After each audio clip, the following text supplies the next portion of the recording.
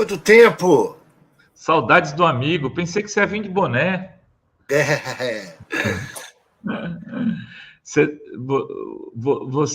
Você e o Azen, aliás, são bem parecidos, né? É porque o Rovai está de boné para não revelar que é nosso irmão, na verdade. Separados no nascimento, né? Deus fez algumas cabeças perfeitas, o resto cobriu de cabelos. Outros usam boné. Hein? Outro dia me perguntaram por que o pessoal da Fórum todo usa boné. Eu falei, não é comigo, não. A senhora falou, eu vou ser discreta. Eu fiz um contrato aqui com os amigos da comunidade, Fernando, que eu preciso diminuir, chegar dos 90 quilos para baixo. Na hora que eu diminuir de 90 quilos, eu tiro o boné. Não fico cara de bolacha. Não, você está bem. 94, eu preciso baixar de 90, tem até o final do ano. Fernando, primeiro, obrigado por ter aceitado participar aqui da nossa conversa de hoje.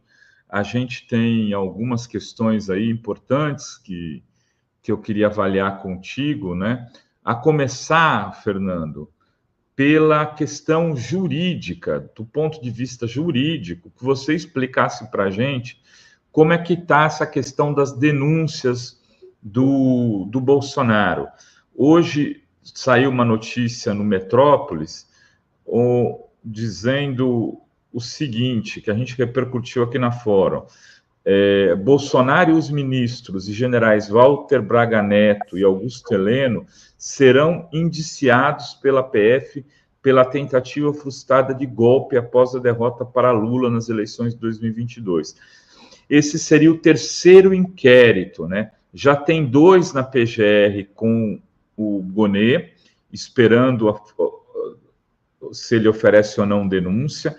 O que consta é que ele ofereceria, depois das eleições, a denúncia contra o Bolsonaro, que é no inquérito, se eu não me engano, das joias e da vacina. E tem esse terceiro que está na PF, que, segundo o reportagem no Metrópolis, eles serão acusados de crime no caso da tentativa de golpe, também do 8 de janeiro. Vamos fazer um revival. Vamos fazer uma retrospectiva.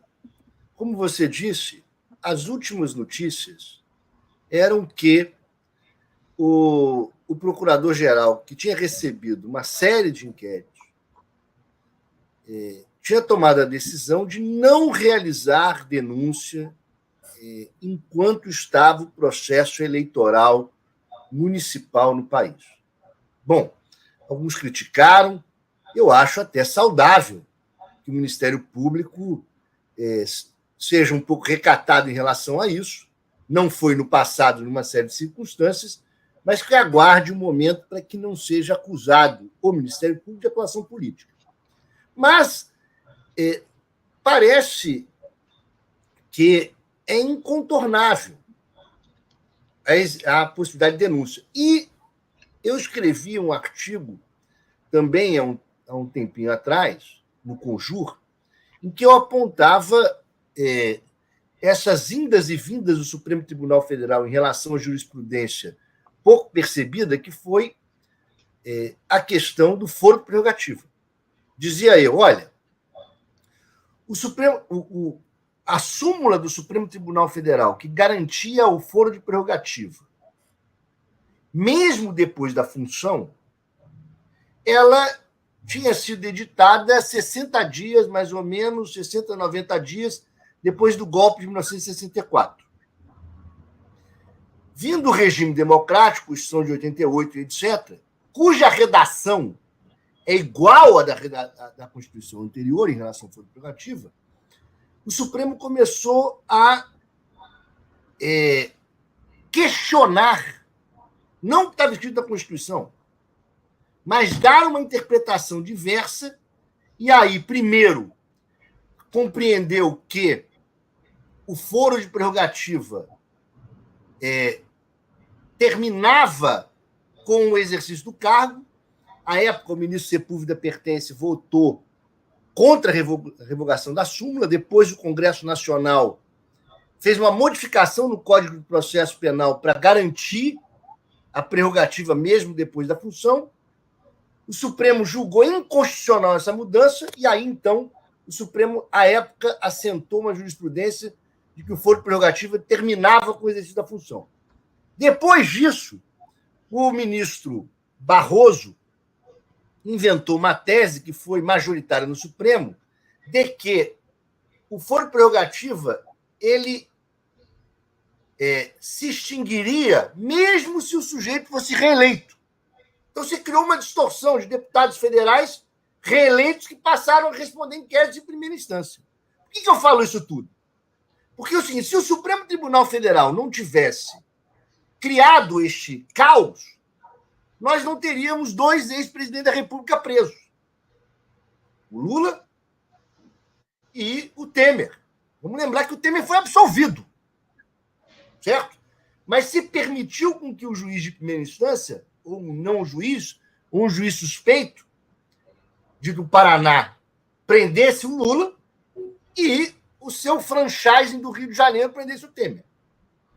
E aí se colocava a seguinte questão: e agora, como fazer com Bolsonaro se tudo que os bolsonaristas querem é sair do Supremo Tribunal Federal? Só que o crime que ele vai ser acusado, os crimes, tem absolutamente vínculo com o cargo que ele exercia, presidente da República. Portanto, eu dizia, não há outra condição do que o Supremo Tribunal Federal, que é a primeira vez que o Supremo Tribunal Federal vai enfrentar diretamente um ex-presidente da República como réu. Porque quando revogou a súmula, quando agitou a súmula, eles pensavam no Juscelino Kubitschek, tá? Quando revogou a súmula, há comentários de que, olha, nós não temos um ex-presidente da República acusado. E quando o Supremo enfrentou o processo do Lula, não enfrentou como juiz originário, mas enfrentou em recursos de habeas corpus. Só que o seguinte, só que na tentativa de golpe é algo extraordinário. E mais, a Constituição diz que os comandantes militares também são julgados pelo Supremo Tribunal Federal. E aí vem exatamente de encontro a pergunta que você está fazendo, da notícia de hoje. Ora, há uma indicação de que a Polícia Federal irá indiciar o Bolsonaro e comandante militar, se eu não me engano, da Marinha, em razão do depoimento de 2 outros comandantes militares que disseram que o Bolsonaro apresentou uma minuta golpista e teve apoio do comandante da Marinha. Então, é incontornável o problema. Eu tinha a previsão que nós terminaremos o ano com mais de uma denúncia contra o Bolsonaro. E aí nós temos a seguinte questão: o Supremo Tribunal Federal não declinará a competência desses fatos, certo? Já reviu a sua jurisprudência em relação ao foro prerrogativo, não declinará. E aí nós temos uma enorme possibilidade, diante do que aconteceu com a velocidade dos processos de 8 de setembro, de haver condenação do Bolsonaro antes da próxima eleição. Porque o processo das joias é de uma evidência brutal. Né? Não há o que questionar. Vai ter direito ao devido processo legal, à presunção de inocência, mas é difícil desviar de um fato que está comprovado. E o seguinte, o enterro do Bolsonaro na questão do golpista foram os depoimentos militares. Queria fazer um apontamento que eu tenho colocado sempre. Olha algo extremamente relevante. É a primeira vez no Estado Democrático de Direito e na história do país que nós temos militares julgados pela justiça comum. Isso decorre da decisão do ministro Alexandre de Moraes, que permitiu à Polícia Federal a investigação dos fatos, até porque os crimes de tentativa de golpe não são crimes militares, não estão no Código de Processo, no Código Penal Militar. São crimes de militares e de civis contra a democracia. Portanto, tem que ser julgado pela justiça comum, e, nesse caso, com o envolvimento do comandante da Marinha e do ex-presidente da República e do Supremo Tribunal Federal. Então, para concluir a minha resposta, parece inevitável, parece uma certeza quase absoluta de que nós terminaremos o ano com mais de uma denúncia, 2, 3 denúncias contra o Bolsonaro, e que, pela velocidade que os processos estão sendo tramitados no Supremo Tribunal Federal, nós teremos consequências e, provavelmente, condenações dele antes das próximas eleições. Muito bem, um relato, um histórico aí bastante completo, né, Azen Sinara, sobre essa questão da PGR e da PF, da investigação e do inquérito.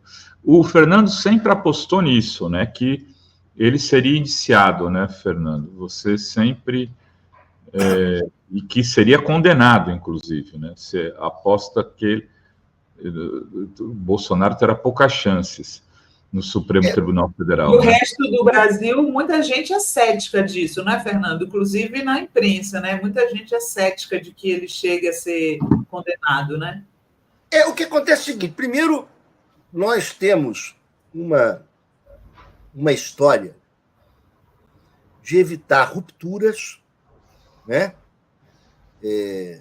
Desde a nossa independência do imperador contra o pai, nós não tivemos uma guerra como nos Estados Unidos, do Sul contra o Norte, né? As nossas ditaduras acabaram com a anistia, nós não tivemos responsabilização dos torturadores. Então, há uma cultura que nos leva a uma análise de que, como o Lênio Streck, meu amigo, diz, há um lavapanismo em relação aos fatos. Mas eu não estou enxergando dessa maneira. Porque o que o Bolsonaro tentou fazer, e está tentando, primeiro, ele tentou fazer uma rede de proteção dele que funcionaria e o deixaria imune caso ele fosse reeleito. Esse é o fato. E ele apostou tudo. Quando ele, além dos crimes, ele ainda atacou o Supremo Tribunal Federal. Ele só não realizou o golpe, e por isso é tentativa, realmente, por circunstâncias alheias à vontade dele. Porque, se ele pudesse, ele realizaria o golpe. Muito bem. Só que as instituições estão prensadas para funcionarem. Ele está realizando uma força, vamos dizer, política eleitoral ainda, o Bolsonaro, esperando uma cartada de que se consiga, através do Congresso Nacional, uma anistia aos tadinhos das velhinhas, segundo eles, né? E, óbvio, não tem tadinho nenhum aí, que teoricamente, na visão deles, no discurso deles, não é nem na visão, teria só depredado o patrimônio público, para tentar se safar, ou, na verdade, a sua grande saída seria tentar eleger o próximo presidente da República, para conseguir, de alguma maneira, uma decisão presidencial que o beneficie. Mas, veja, do ponto de vista institucional, tendo em vista que o Supremo Tribunal Federal foi largamente atacado, e ele, de fato, estabeleceu uma guerra contra as instituições. As instituições, para sobreviverem a isso, precisam funcionar. E aí não há muita saída, na minha opinião, do procurador-geral do que denunciar. Até porque, vamos lá, Essa minha análise, caro Rovai, Sinara e Azenha, não é uma análise do ponto de vista político revanchista. Nós precisamos de nos vingar como do Bolsonaro.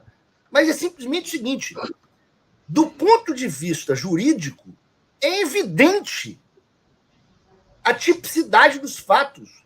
Então, não há saída.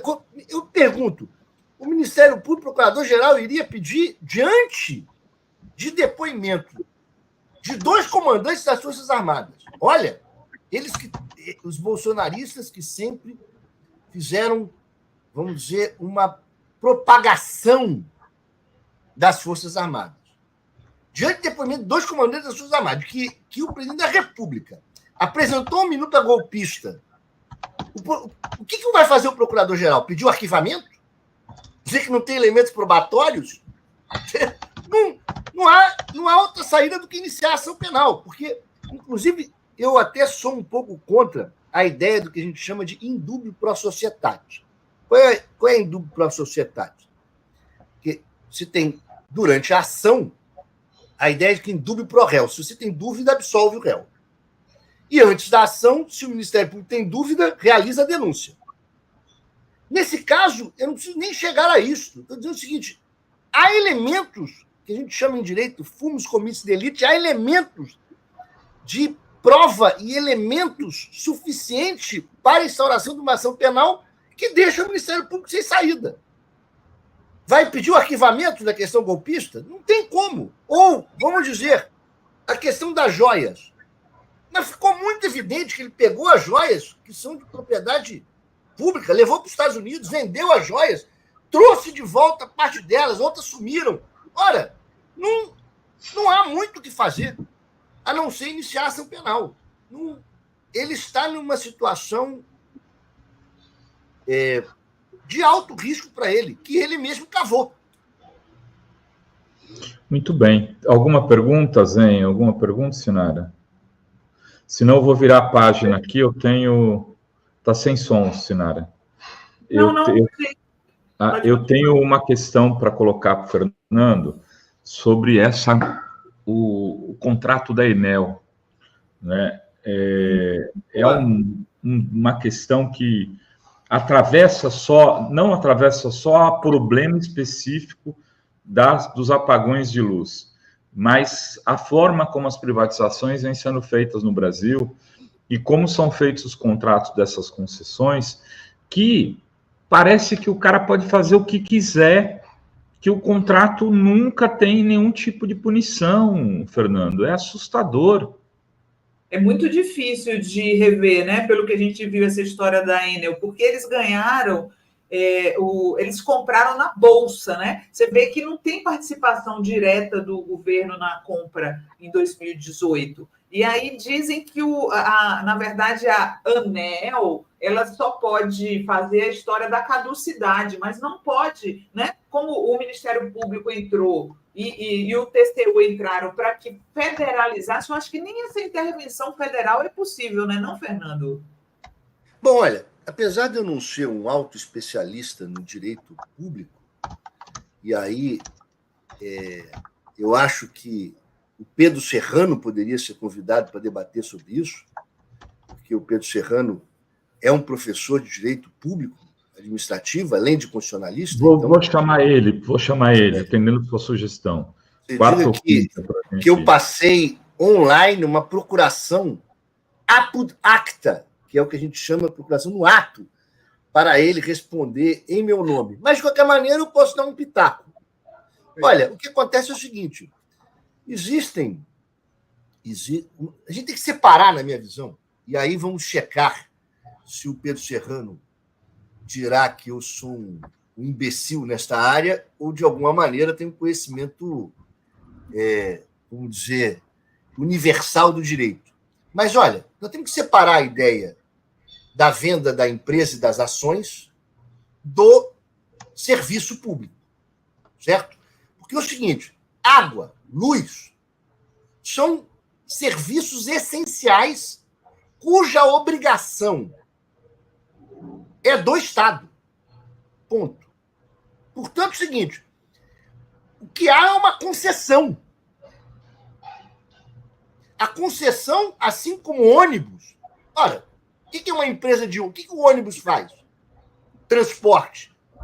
O ônibus, a empresa tem uma concessão para prestar um serviço que é originalmente público. Portanto, é o seguinte, a questão relacionada à luz pode, muito, além de uma suposta intervenção, o Ministério Público pode tranquilamente ir ao Judiciário, porque se a empresa não consegue exercer o serviço público que está ela autorizada e falha nisso, o Estado tem que conseguir intervir de alguma maneira. Eu não tenho dúvida nisso. Está além da questão da propriedade da ação ou não da ação.